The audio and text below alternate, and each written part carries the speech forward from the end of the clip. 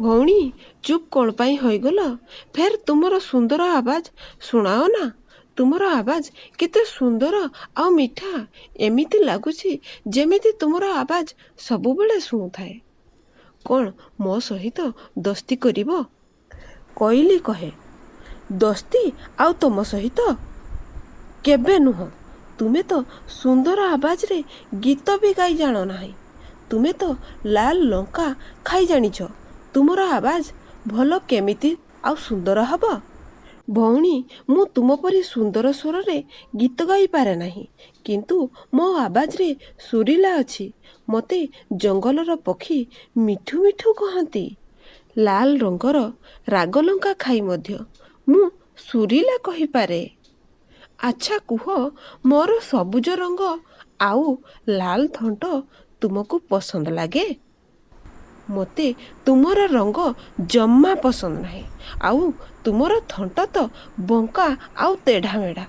ତୁମର ପୁଛ ଏତେ ଲମ୍ବା ଯେ ଡାଳରେ ବସିଲେ ମାଟିକୁ ଛୁଇଁଯିବ। ଯେତେବେଳେ ଦେଖ ଟେଁ ଟେଁ କରୁଥାଅ। ସେଇଠୁ ଶୁଆ କହେ, ମୋର ଥଣ୍ଟ ତେଢ଼ାମେଢ଼ା ଏଥିପାଇଁ ଅଛି କି ମୁଁ ମିଠା ଆମ୍ବ ପିଜୁଳି ରସ ଭଲ ଭାବରେ ଖାଇପାରେ। ମୋ ସହିତ ଦୋସ୍ତି କରିନିଅ। ମୁଁ ତୁମ ପାଇଁ ମିଠା ପିଜୁଳି ଆଣିକି ଦେବି। କୋଇଲି କହେ, ମୋତେ କୌଣସି ପିଜୁଳି ଦରକାର ନାହିଁ। ମୋତେ ପିଜୁଳି ପସନ୍ଦ ନାହିଁ। ମୁଁ ତ ଆମ୍ବ ଖାଏ। ମୁଁ ତୁମ ସହିତ ଦୋସ୍ତି କରିବି ନାହିଁ। ଯାଅ ତୁମର କାମ କର। ମୋ ଛୁଆମାନଙ୍କୁ ଭୋକ ଲାଗୁଛି। କୋଇଲି ତା ଛୁଆମାନଙ୍କୁ ପଚାରେ, ତୁମକୁ ଭୋକ ଲାଗୁଛି?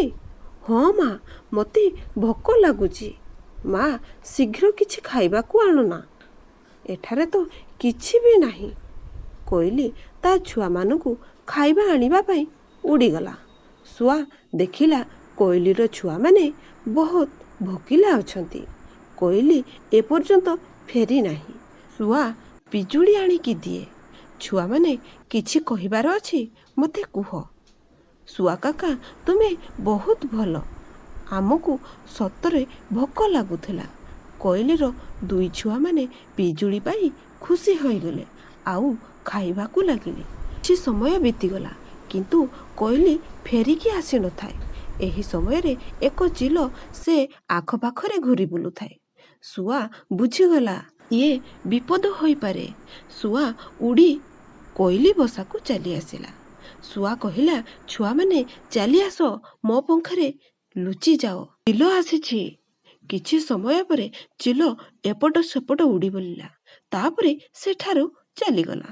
ଆଉ କୋଇଲି କିଛି ସମୟ ପରେ ଆସି ତା ବସାରେ ପହଞ୍ଚିଲା। ସେ ଦେଖିଲା ଶୁଆ ତା ଛୁଆମାନଙ୍କ ସହ ତା ବସାରେ ଅଛି। କୋଇଲି କହିଲା, ଏ ଶୁଆ, ତୁ ତ ବହୁତ ନିର୍ଲଜ। ମୋ ବସା ପର୍ଯ୍ୟନ୍ତ ଚାଲି ଆସିଲୁ।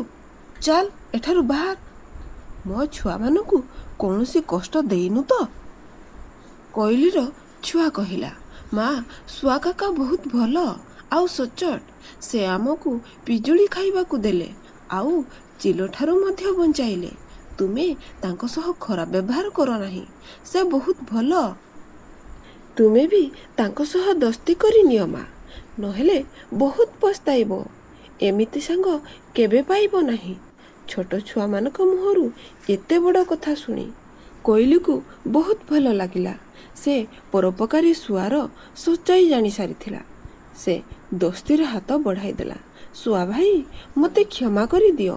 ମୁଁ ତୁମକୁ ବହୁତ କଟୁ କଥା କହିଛି। ତୁମେ ତ ବହୁତ ଭଲ ପରୋପକାରୀ। ମୁଁ ତୁମର ସଚ୍ଚାଇ ଜାଣିସାରିଛି। ତୁମେ ମୋ ଛୁଆମାନଙ୍କୁ ଖୁଆଇଲ ଆଉ ରକ୍ଷା ମଧ୍ୟ କଲ। ତୁମକୁ ଅନେକ ଅନେକ ଧନ୍ୟବାଦ। ତୁମ ସଚ୍ଚାଇ ମୋ ମଥାକୁ ତଳକୁ କରିଦେଲା। ସତ କହିବି ତ ମୁଁ ତୁମ ସହ ଦୋସ୍ତି କରିବା ପାଇଁ ସମକକ୍ଷ ନୁହଁ। ଶୁଆ କହିଲା, ଏମିତି କୁହ ନାହିଁ। ତୁମେ ବି ବହୁତ ଭଲ। ଆମେ ଦୁଇ ଜଣ ଭଲ ସାଙ୍ଗ ବନିପାରିବା। ଏମିତି କଥା ତ ମୁଁ ତୁମକୁ ମୋର ସାଙ୍ଗ ବନାଇବା ପାଇଁ ଚାହୁଁଛି। ଆଜିଠାରୁ ଆମେ ଦୁଇ ଜଣ ଭଲ ସାଙ୍ଗ।